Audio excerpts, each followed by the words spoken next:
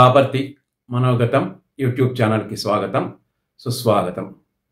Every year on 26th of November we celebrate Constitution Day.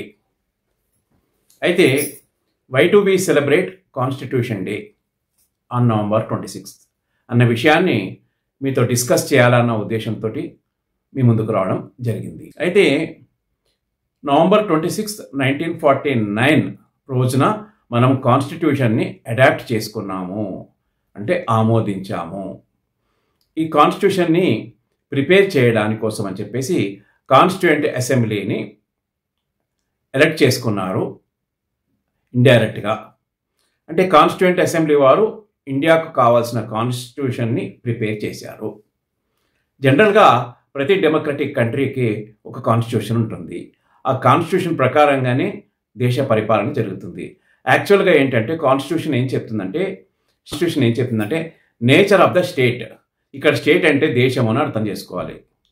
రాజ్యాంగము దేశం యొక్క అంటే భారతదేశం యొక్క స్వరూపాన్ని, స్వభావాన్ని, దేశం యొక్క ప్రభుత్వం ఏ విధంగా ఏర్పడుతుంది, ప్రజలకు హక్కులేంటి, ప్రజలకు బాధ్యతలేంటి, దేశ పరిపాలన ఏ విధంగా జరుగుతుంది, ఎన్నికలు ఏ విధంగా జరుగుతాయి, దేశంలో కేంద్ర రాష్ట్ర ప్రభుత్వాల మధ్య అధికార విభజన ఏ విధంగా జరుగుతుంది అన్న విషయాలన్నీ కూడా కాన్స్టిట్యూషన్లో చెప్పబడతాయి.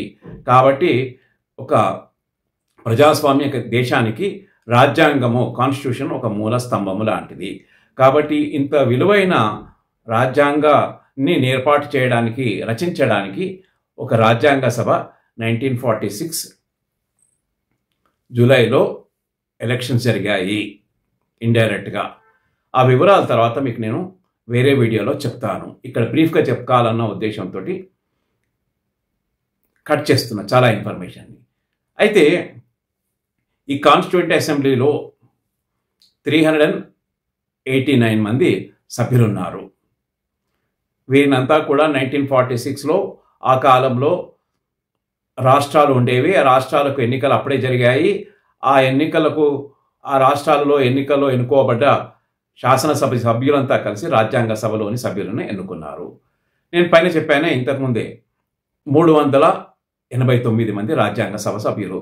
దీంట్లో 296 ఏమో బ్రిటిష్ ఇండియా నుంచి సభ్యులు ఎన్నుకోబడ్డారు. మిగతా 83 మంది సభ్యులు ప్రిన్స్లీ స్టేట్స్ నుంచి ఎన్నుకోబడ్డారు. అంటే ఇక్కడ ఆయా ప్రిన్స్లీ స్టేట్స్కి చెందినటువంటి రాజులు ఈ 93 మందిని నామినేట్ చేశారు. ఈ రకంగా కాన్స్టిట్యూయెంట్ అసెంబ్లీ ఏర్పడింది.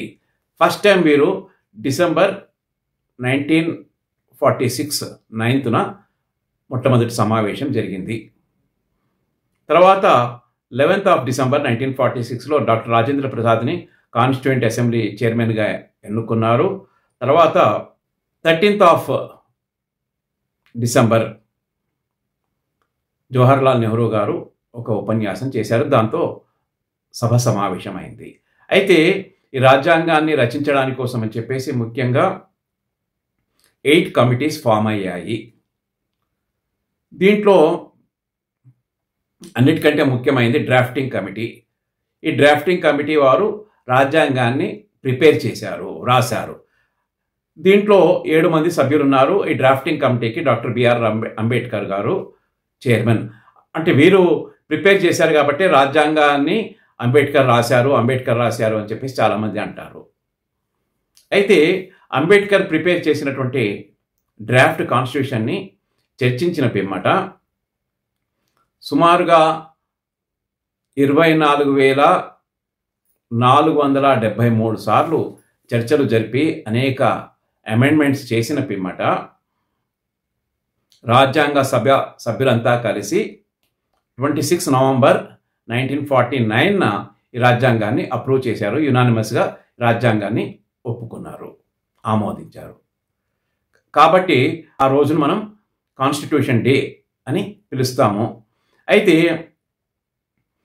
ఇక ఈ కాన్స్టిట్యూషన్లో ఏం చెప్పబడింది వివరాలన్నీ కూడా మీకు నేను నెక్స్ట్ వీడియోలో చెప్పడానికి ప్రయత్నం చేస్తున్నాను. ఫస్ట్ ఆఫ్ ఆల్ మనం ఏంటంటే కాన్స్టిట్యూషన్ డే అన్న విషయాన్ని చర్చిద్దాము అన్న ఉద్దేశంతో మాత్రమే ఈ వీడియోని చేయడం జరిగింది.